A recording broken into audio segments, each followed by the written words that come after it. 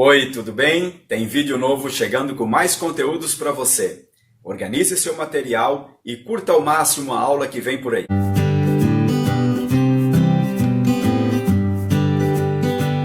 Olá pessoal, espero que todos vocês estejam bem. E hoje em Filosofia nós vamos fazer uma breve revisão do conteúdo desse bimestre sobre algumas aulas que a gente teve antes do isolamento, em sala de aula. A propósito, saudade das nossas aulas em sala. E depois as aulas que a gente teve nesse período de isolamento, em que nós nos comunicamos através da plataforma. E do chat que a gente fazia, tirava as dúvidas nos dias pré-estabelecidos.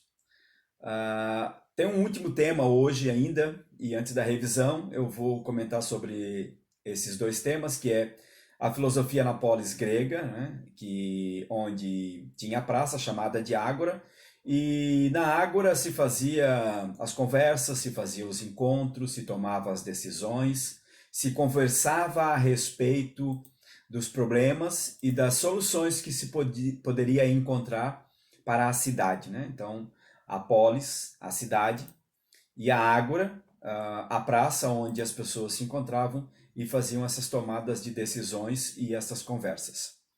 A partir daí tem também um tema bem interessante para nós, que é a participação das mulheres na polis, né? Na política, na cidade, nas decisões da cidade. Então nós vamos ter ali no nosso último conteúdo a participação de duas mulheres em especial, comentadas, né? Que inclusive Aristóteles cita elas, enquanto participantes na filosofia, mas não de forma direta, mas de uma maneira indireta, porque as mulheres naquela época não poderiam participar das decisões, mesmo que elas fossem nascidas ou fossem gregas, ou casadas com algum homem grego, né, nascido em Atenas necessariamente, mas elas não tinham participação em votações, em decisões a respeito das soluções na polis. Então era bem restrito essa situação. O que aconteceu é que algumas mulheres que poderiam ser, né, tinha certos homens de posse nas cidades gregas, que em especial em Atenas. Então estas mulheres que não eram as primeiras mulheres destes homens, elas sabiam que não podiam ter participação, elas poderiam fazer parte da família, mas não tinham participação em decisões, ou seja, não tinham voz ativa. O que elas descobriram e passaram a fazer é influenciar os filhos, porque também os filhos homens dessas mulheres, ou seja, segundas, terceiras, né, as chamadas concubinas, mulheres desses homens, elas não poderiam participar e nem os filhos homens poderiam participar também com decisões nas cidades ou nas discussões das cidades. Então elas passaram a influenciar estes homens, tanto os filhos e às vezes até os maridos, nas tomadas de decisões. Uma opção bastante interessante que elas acharam de poder fazer parte, não diretamente, mas indiretamente. Então, como revisão do conteúdo deste bimestre, tanto das aulas presenciais antes do isolamento, quanto nas aulas depois que nós trabalhamos a partir dos canais elegidos pela escola, nós vimos que lá no período inicial da filosofia, tudo se explicava através de mito. Então tinha um mito para cada situação da vida e era este mito que fazia a explicação. Então os filósofos, né, os pensadores começaram a idealizar uma nova forma de achar a explicação para as situações. E aí nós começamos a ter o início do pensamento filosófico, que traz uma explicação racional.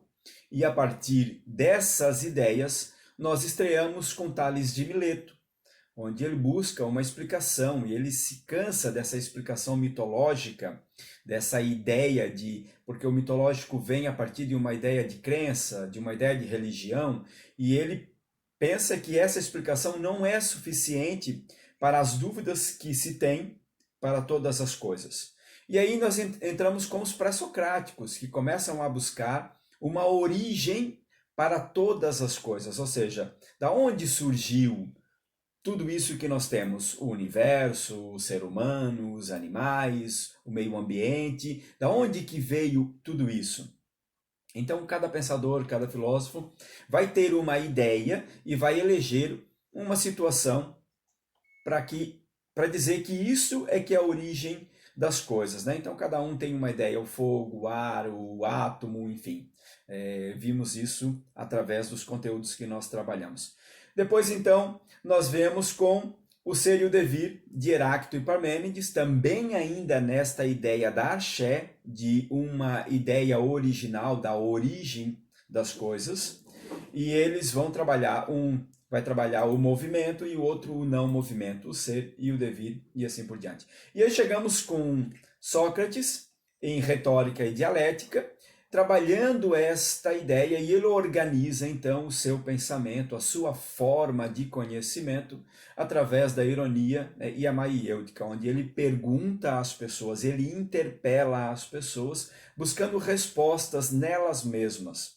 Então ele pergunta às pessoas sobre algo, as pessoas acabam fazendo uma resposta, e ele vai trabalhando esta ideia até que as pessoas descubram que elas estavam equivocadas e que havia uma outra forma de pensar. Então, ele parte sempre de uma frase que estava escrita lá em Delfos, que seria, né, conhece-te a ti mesmo, e a partir daí ele vai trabalhando essas ideias. Então, depois nós chegamos lá na polis grega e nas mulheres na filosofia. E aí terminamos então com uma cronologia da história da filosofia.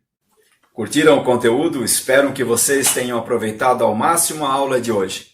Estou produzindo novos conteúdos e, em caso de dúvida, não esqueça de acessar o chat. Espero vocês no próximo vídeo. Tchau!